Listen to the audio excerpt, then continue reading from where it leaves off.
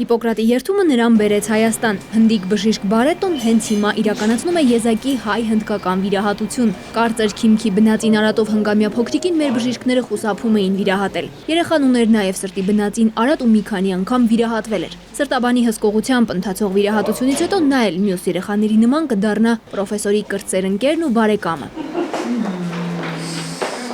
Օրվա ընթացքում մի քանի անգամ հերթով մտնում է հիվանդասենյակներն ու ստուգում երեխաների ինքնազգացողությունը։ 4 տարեկան Մարիամը բժշկին տեսնելիս ամեն անգամ ցույց է տալիս ոտքի վիրակապը։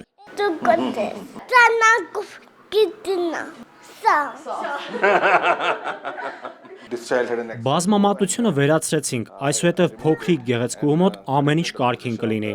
Հնդիկ վիրաբույժը Հայաստանում է երրորդ անգամ Սուրբ Գրիգոր Լուսավորիչ բժշկական կենտրոնի ARDA ու CMC միջազգային բարեգործական կազմակերպությունների համատեղ ջանքերով աշխարհի տարբեր ծայրերից Հայաստան են գալիս վերականգնողական պլաստիկ վիրաբույժներ ու տեղի մասնագետների հետ իրականացնում բարեգործական վիրահատություններ։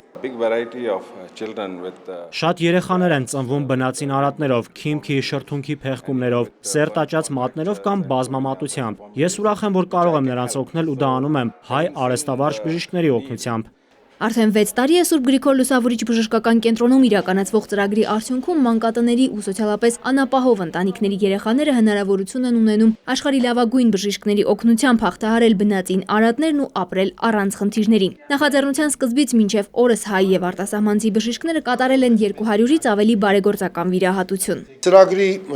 հիմնական ուղղությունը տվեց իհարկե Ստիվ Լազարյանը, որը ինձ համար ավագ ընկեր է։ Արդեն որերորդ անգամ պարոն Լազարյանը կազմակերպում է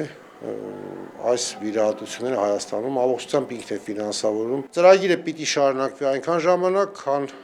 կան այսպիսի երեխաներ։ Երեխաների հետ վիրահատական խնամքն ապահովելու համար բժշկական կենտրոնը մոբիլիզացրել է բոլոր ուժերը։ Յուրաքանչյուր վիրահատված երեխային կցվել է 1 մանկաբույժ։ Մինչև երեխաների վերջնական ապաքինումը հենց նրանք են հսկում ու խնամում նրանց։ Մարիաննա Դանիելյան, Նարեկ Գալստյան, ժամը լրատվական։